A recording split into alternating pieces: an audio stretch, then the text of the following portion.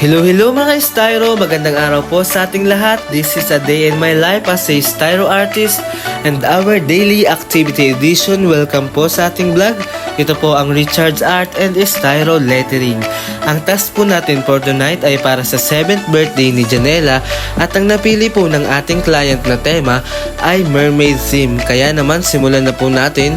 Yun nga po, since marami po tayong oras ngayon ay pinag-aralan muna po natin yung reference na ipapagaya po ng ating client. At pagkatapos naman po nating mahingi po ito ay i-layout naman po natin ito sa ating Styro. Since marami nga po tayong oras at hindi naman po tayo nagmamadali dahil wala naman po itong mga kasabay, ay una po natin ginawa ang pagle-layout. Naalala ko nga lang pala, sabi po nung aking mentor nung high school pa po ako na si Ma'am Cheryl Ganyo, a good draftsman never drafts without guidelines. Kaya naman lagi ko po itong ginagawa at lagi ko rin pong inaalala yung sinabi niya para po mas mapadali po yung process ng aking ginagawa at hindi po ako mahirapan. At pagkatapos naman po nito ay syempre nag-layout pa po tayo ng another captions para po sa ating i-emboss na Styro. Yun nga po, simple lang po ang pinagawa ng ating client na kaklase ko dati na si Ma'am Riza Vicente. Maraming salamat sa iyo, mate, at thank you for trusting our small business. Yun nga po, since marami po akong oras ay ganun po ang twist na ginawa ko. Naisip ko na i-emboss ko na lang po yung captions na kasama po nito.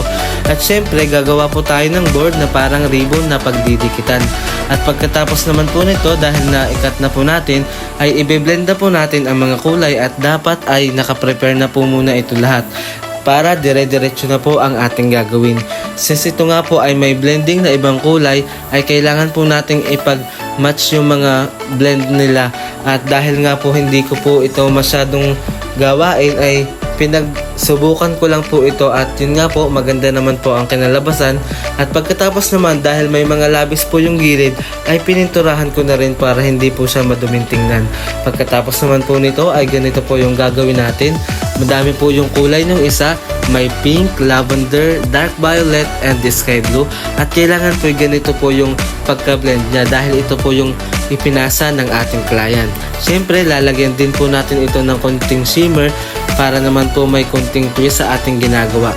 At yun nga po, pagkatapos naman po nito ay siyempre ipapatuyo po muna natin ito dahil i-deliver na rin natin kinabukasan.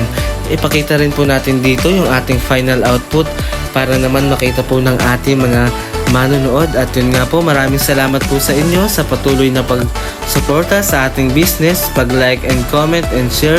Yun nga po, nakakataba po ng puso yung mga ginagawa nyo at nakakagalak rin po. At syempre ipapakita rin po natin dito yung isa pa po niyang kasabay, yung turning 7. At syempre sunod-sunod po yung process, medyo mahirap po siya, kaya naman ihang po muna natin yung isa. At pagkatapos naman po ay ididikit na po natin ito by the use of glue gun, yung mga styrong ginamit natin kanina, yung mga ikinat natin. Para mas matindi yung pagkakadikit ay syempre ito po ang gagamitin natin. At lalagyan na rin po natin ito ng pintura na kulay white dahil may mga bakat-bakat pa po yung ating mga lapis na ginawa kanina. Yun lamang po muna ang ating ipapakita. Salamat po sa inyong pagtitiwala. At ito po ang Richard's Art and Styro Lettering. Thank you for watching and God bless!